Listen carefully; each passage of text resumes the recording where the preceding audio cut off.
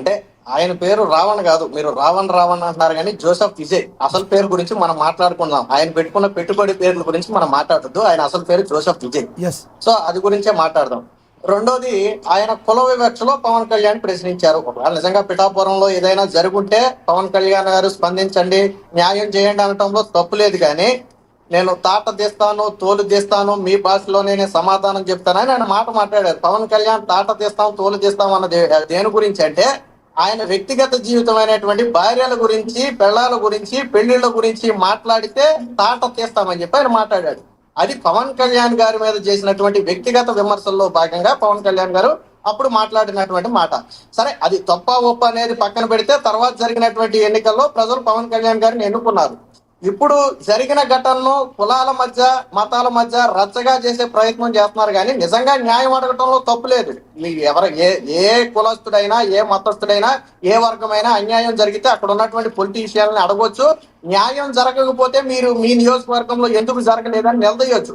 మరి ఇప్పుడు మీరు ప్లే చేసిన బయటలో ఎక్కడైనా పవన్ కళ్యాణ్ గారు ఇక్కడ అన్యాయం జరిగింది మీరు రెస్పాండ్ అవ్వండి అని ఎక్కడైనా ఉందా? లేకపోతే మీ అంతు చూస్తామని ఉందా? ఇందులో మీరు ప్లే చేయని ఇంకో బయట కూడా ఉంటది.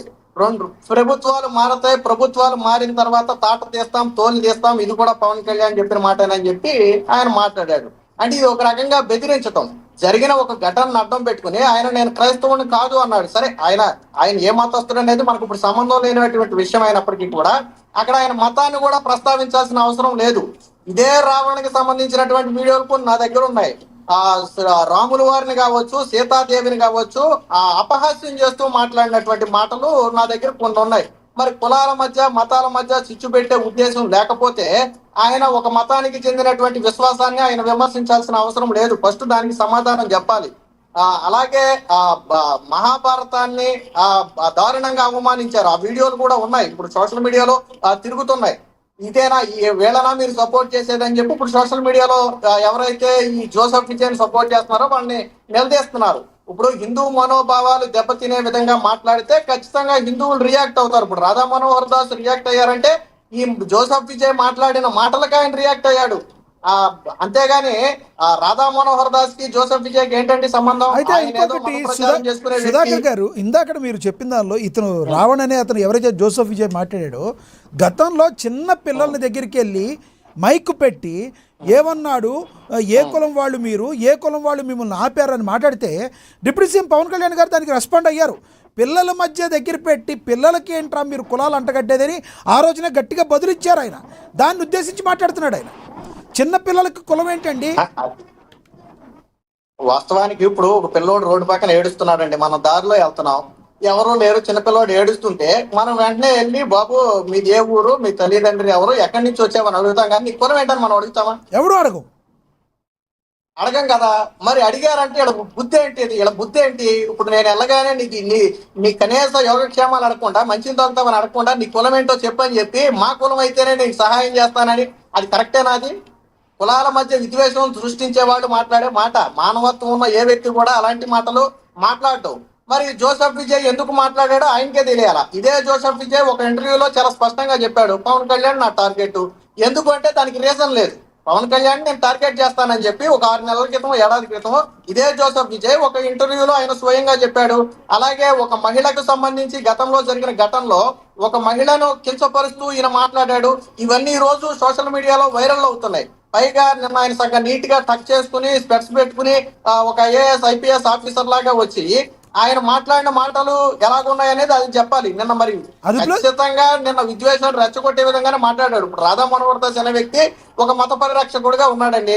మన మతాన్ని మనం పరిరక్షించుకోవాలి, పరమతాన్ని గౌరవించాలి, ఇది అందరికీ తెలిసినటువంటి విషయమే.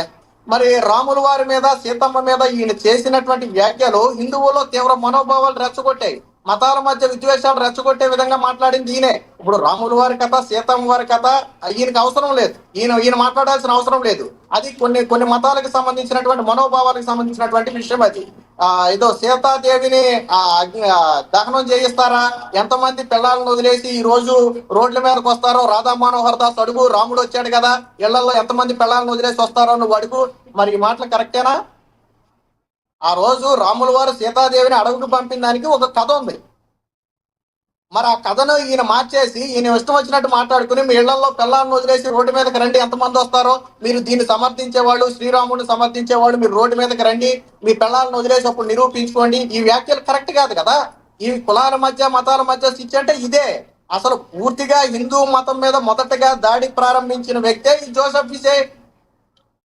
ఈ నిన్న మాట్లాడాడు ఆయన, నిన్న దళిత క్రైస్తవ సభకి వెళ్ళాడు ఆయన.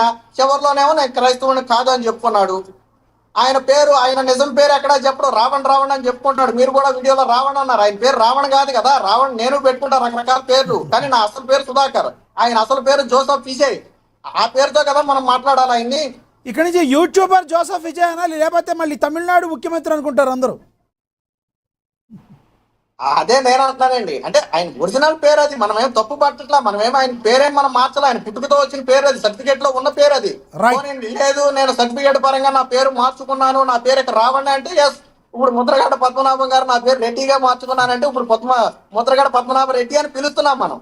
అలా ఆయన ఏదైనా మార్చుకుంటే మనం కాదనద్దు, కానీ అసలు పేరు ఎందుకు దాచుకోవాలి? రైట్ సుధాకర్ గారు, మళ్ళీ మాట్లాడతాం మీతో. మనతోటి టీడీపీ అధికార ప్రతినిధి బండారు వంశీకృష్ణ గారు జాయిన్ అయ్యారు, ఆయనతో మాట్లాడదాం.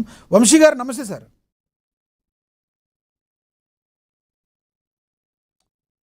గుడ్ ఆఫ్టర్నూన్ లక్ష్మీనాథ్ గారు.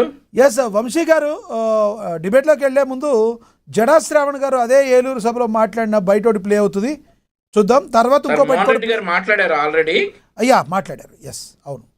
ఓకే, మీకు ఆ బయట ప్లే అవుతుంది సరిపోతావు నువ్వు, 2 ఊళ్ళకి సరిపోతావు. నేను ఈ వేదిక నుంచి చెప్తున్నా, వాడెవడ హమారా ప్రసాద్, అరే బిడ్డ నువ్వు ఆంధ్రప్రదేశ్ రాష్ట్రంలో అడుగు పెట్టావా, మళ్ళీ నువ్వు ఆంధ్రప్రదేశ్ రాష్ట్రానికి రావటానికి 2 కాళ్ళు ఉండవు, గుర్తుపెట్టుకోమని ఈ వేదిక నుంచి నేను తెలియజేస్తున్నా. వాడికి పోటీ పడేటువంటి ఇంకో పంది ఉంది ఇక్కడ. ఆ పంది పేరు రఘురామ కృష్ణం రాజు. నేను ఈ వేదిక నుంచి చెప్తున్నా, మిస్టర్ రఘురామ కృష్ణం రాజు, నేను లిల్లీ పుట్టే. ఎందుకంటే కోస్తే 3 ఊళ్ళకి సరిపోయే నీ ముందు ఎవడైనా లిల్లీ పుట్టేరా బొగడం, ఎవడైనా లిల్లీ పుట్టే. నీకు ఛాలెంజ్ చేసి చెప్తున్నా, ఈ వేదిక నుంచి నీకు ఛాలెంజ్ చేస్తున్నా. నువ్వు దమ్ము ధైర్యం ఉంటే అరే నువ్వు సూట్ వేసుకోరా, ఒక్కసారి నువ్వు చూస్తా. నువ్వు సూట్ వేసుకో. భీమవరంలో ఉన్న క్లాత్ మార్కెట్ లో మొత్తం బట్టలు కొన్నా కూడా నీకు సూట్ సరిపోదు. భీమవరంలో ఉన్న క్లాత్ మొత్తం కొన్నా కూడా నీకు సూట్ సరిపోదు. నువ్వేంట్రా సూట్ గురించి మాట్లాడుతున్నావు? I'm very sorry to say. ఎందుకంటే లిల్లీ పుట్టు లాంటి నువ్వు నన్నంటే నేను అడవి పందాన్ని నిన్నానా, కొవ్వు పట్టిన పందాన్ని నిన్నానా? 2 మేకుల దేవుడా, 2 చెక్కల దేవుడా, 2 మేకుల దేవుడా, రేపటి నుంచి దళిత క్రైస్తవ సమాజం మీద గాని క్రైస్తవ సోదరుల మీద గాని నీ మాట నోట్లో నుంచి రైట్. ఈయన గురించి కేఎస్ ప్రసాద్ గారు మాట్లాడారు, ఇంకో బయట ఉంది ప్లే అవుతుంది, చూద్దాం. మీరు మాట్లాడేది కేఎస్ ప్రసాద్ గారు బయట ప్లే చేయండి. అది కూడా గౌరవించండి సార్. అయినాక మాట్లాడదాం. అంబేద్కర్ ఓడించారు, ఈ మహానుభావుడు కూడా ఓడించుకుంటావా? ఆయన ఒక పార్టీ పెట్టుకున్నాడు మీ హక్కుల కోసం పోరాడడానికి. మాలాంటి అగ్రకులంలో పుట్టిన పనికిమాలిన వాళ్ళు ఏం చేస్తున్నారు? ఎందుకంటే హక్కులు పంచుతారన్న భయం, హక్కులు అందరి కోసం పోరాడతారని భయం, హక్కుగా ఇస్తారని భయం. ఈ భయాన్ని మళ్ళీ శ్రవణ్ రూపంలో రుచి చూపిస్తుంటే మనం సంతోషపడ్డం కాదు, భయాన్ని దారి వేసి ముందుకు తీసుకెళ్ళండి. వాళ్ళకి నిలబడని ఎన్నాళ్ళు పడుకుని ఉంటారు, అణిచివేతకి ఎన్నాళ్ళు గురై ఉంటారు. ఎవడో ఒకడు అంబేద్కర్ గారు రాజ్యాంగం రాసిన హక్కులు ఇచ్చారంటే ఆ హక్కులు కూడా ఎత్తేసారు. ఏం చేయాలా?